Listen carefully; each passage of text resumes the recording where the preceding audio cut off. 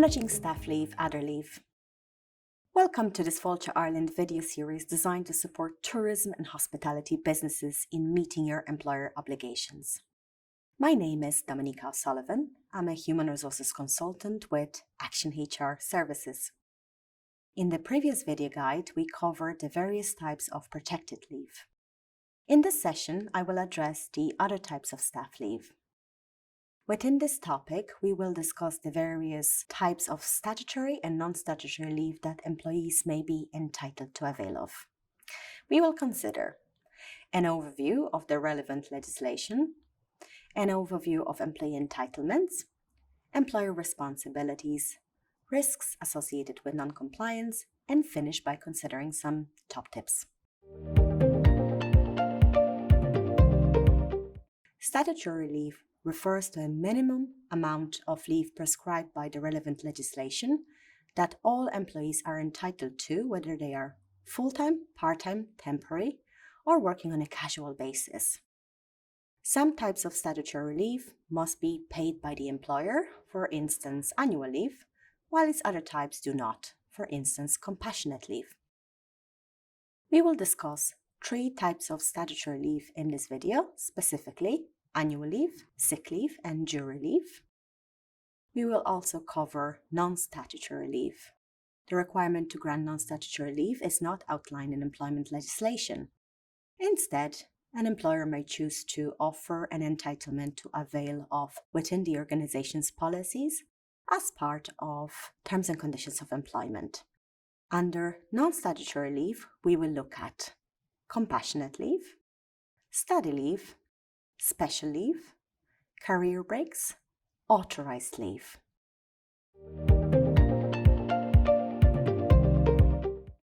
But let's begin looking at the 3 types of statutory leave. First, starting with employees' entitlement to annual leave and public holidays, which are informed by the Organisation of Working Time Act as well as Workplace Relations Act. There are 3 methods of calculating the entitlement for employees depending on their working hours. Firstly, an employee is entitled to 4 working weeks if they have worked for at least 1,365 hours in a leave year. Secondly, an employee is entitled to 1/3 of a working week for each month in the leave year in which he or she works at least 117 hours. And last, annual leave may be calculated as 8% of the hours an employee works in a leave year, so 8 hours in every 100 hours worked, which is subject to a maximum of 4 working weeks. An employer should choose the method that gives the employee a maximum entitlement when calculating annual leave. For instance, if 2 methods are used to calculate annual leave and one result gives a greater entitlement than the other, then that employee is entitled to receive the greater entitlement. Other important aspects relating to annual leave that an employer should be aware of are: the statutory leave year runs from 1st of April to 31st of March. However, many employers use the calendar year, 1st of January to 31st of December, instead of the statutory leave year for administrative reasons. When an employee has worked for their current employer for 8 months or more in a leave year, they must take an unbroken 2-week period of annual leave. An employer can enforce annual leave on an employee providing they have consulted with the employee and have given them 1 month of notice before the intended leave date. An employer must take into account an employee's need to reconcile work and family responsibilities and opportunities for rest and recreation while deciding to approve, assign, or decline the leave and balance this with the business needs. Depending on the organizational requirements, the employer can set notification requirements. For instance, leave application must be submitted for approval at least 2 weeks prior to the intended leave date. In addition, the employer can select blackout dates when no leave can be granted. An employer may set blackout dates for the whole business and specific areas based on the operational requirements. If an employee is sick while on annual leave, they may submit a sick certificate to the employer. In such situation, the employee's annual leave is paused and the employee should be able to avail of the intended annual leave at an alternative date, while ensuring no annual leave pay should be processed for the duration of the illness. The employee continues to accrue annual leave entitlement while on sick leave for up to 15 months after the end of the year it was earned. This means that for the purposes of annual leave accrual calculation, employees are treated as if they were working. If the employee leaves employment within these 15 months, the accrued annual leave entitlement should be paid out. Annual leave should generally be taken within the appropriate leave year. However, you may agree with an employee that some of their annual leave can be carried over to the following year. In such a case, the leave must be taken within the first 6 months of that year. It is your responsibility as an employer to ensure that employees utilize their annual leave entitlement. No annual leave is accrued while employees are on layoff. Layoff occurs in circumstances where an employer is unable to provide the work for which the employee is employed to do, and the employer has a reasonable belief that the work stoppage will be temporary.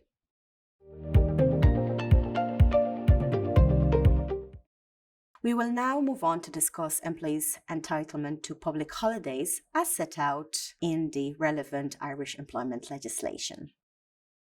Public holidays occur throughout the calendar year. It's important for employers and employees to know that Good Friday and Christmas Eve are not public holidays.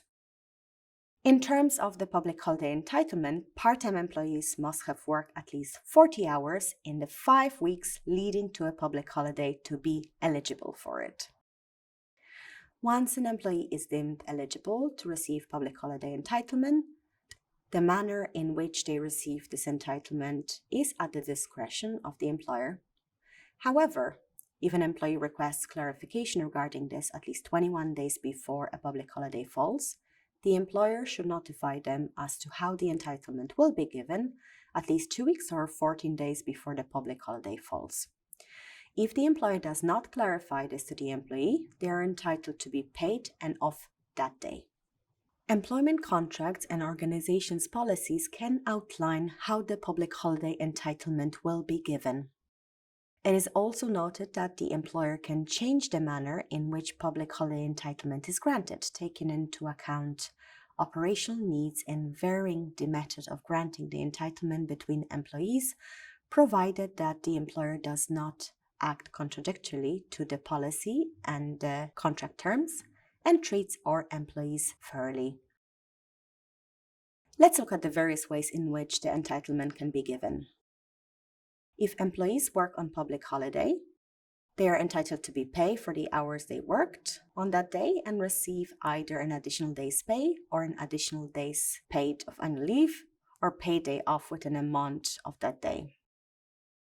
If the business is closed on the public holiday and employees would normally be rostered to work on that day, they are entitled to receive an day's pay or an additional day's paid of annual leave or a paid day off within a month of that day. If employees are not normally rostered to work on the day of the public holiday, they will be entitled to 1/5 of their normal working week in either payment or time in lieu. Where a public holiday falls on the weekend, employees do not have an automatic legal entitlement to have the next working day off work.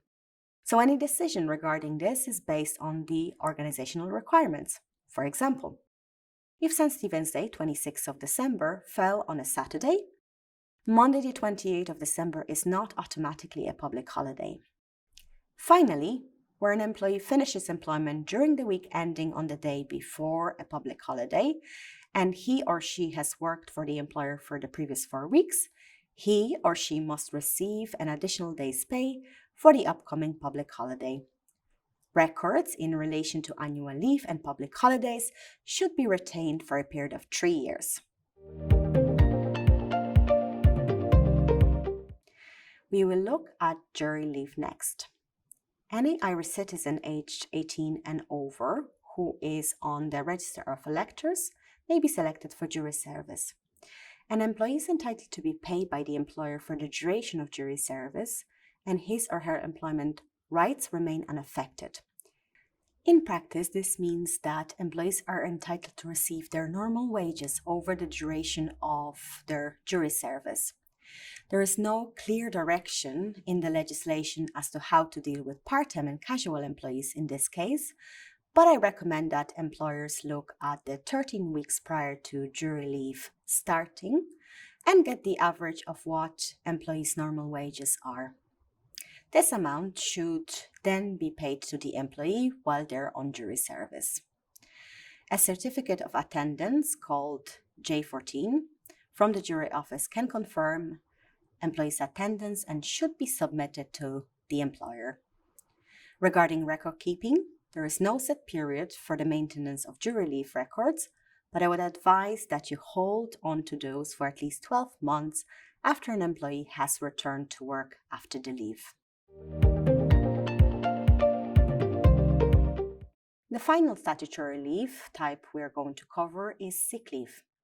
From the 1st of January 2024, the entitlement is 5 days paid sick leave. It is proposed that the entitlement will increase to 7 days for 2025 and to 10 days for 2026.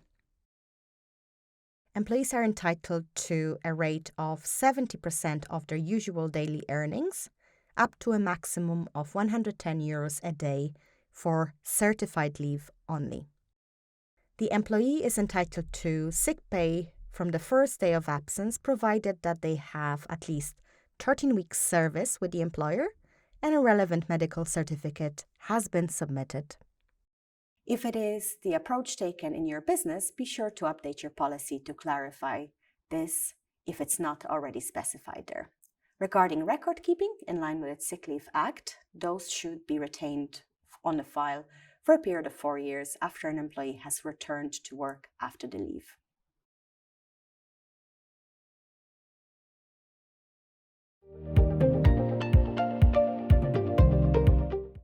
That concludes all topics currently eligible under statutory leave. Moving forward, we will now review several types of non-statutory leave. At the outset, it should be noted that there is no requirement for the employer to introduce any such non-statutory leave or to provide payment in respect of it.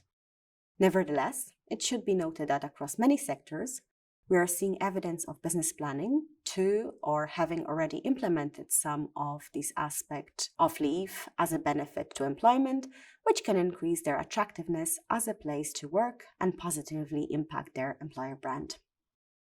Generally, every organization should have a policy in place for employees on a death of a relative. A typical bereavement leave policy would grant some time off with or without pay in the event of death in the family. Typically, the time off allowed with pay is usually 3 working days for immediate family and 1 working day for non-immediate family. The policy should specify who is classed as immediate and non-immediate family. For example, the immediate family consists of spouse or partner, children, parents, and siblings, and those of your spouse. The non-immediate family are grandparents, uncles, and aunts. An employer can also specify in such policy if the funeral takes place on a non-working day or during annual leave, time off or payment would not be granted. The policy should also allow for additional time off to be agreed upon with the employer. In terms of study leave or career breaks, an employee does not have an automatic entitlement to take time off, and the granting of any such leave is generally at the discretion of the organization. As the tourism industry strives to attract talent, employers should consider the positive impact implementation of study leave policy would have on their employer brand and recruitment of school and college students. Special leave would take into consideration, for instance, an employee getting married. Some organizations choose to pay the employee for 3 days of special leave, but once again, this is at the discretion of the employer. Authorized leave is any other leave that is subject to an agreement between the employer and the employee to take an unpaid leave of absence for personal reasons, For example, facilitation of extended travel plans where annual leave entitlement has been used up. Regarding record keeping, there is no set period for the maintenance of non-statutory leave, but I would advise that you hold on to these for at least 12 months after an employee has returned to work after the leave in the case of a dispute should arise. To summarize the employer responsibilities in relation to these types of leave, it is recommended that employers and the managers have full clarity in relation to the relevant employee entitlements and that employers implement appropriate policies in respect of the various types of leave.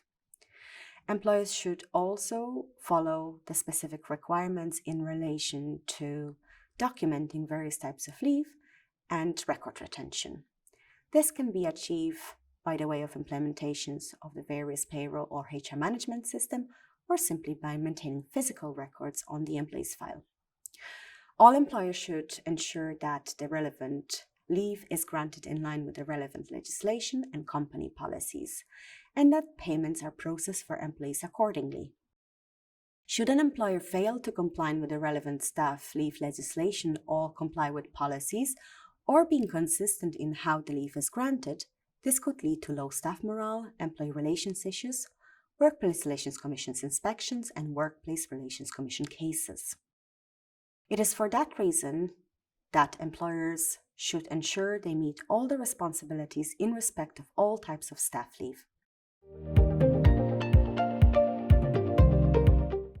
Creating and effectively communicating policies around each type of leave will guide an employer and management in standardizing procedures so that each employee is treated fairly. This will also set expectations and establish clear rules, providing clarity to employees while allowing employers to better manage the organization. This in turn will limit the risk of third-party investigations in cases and protect the employer brand. There are also many other benefits, including increased employee satisfaction and retention. Further guidance and information on how to fulfill your employer obligation is available in the other video resources in this suite.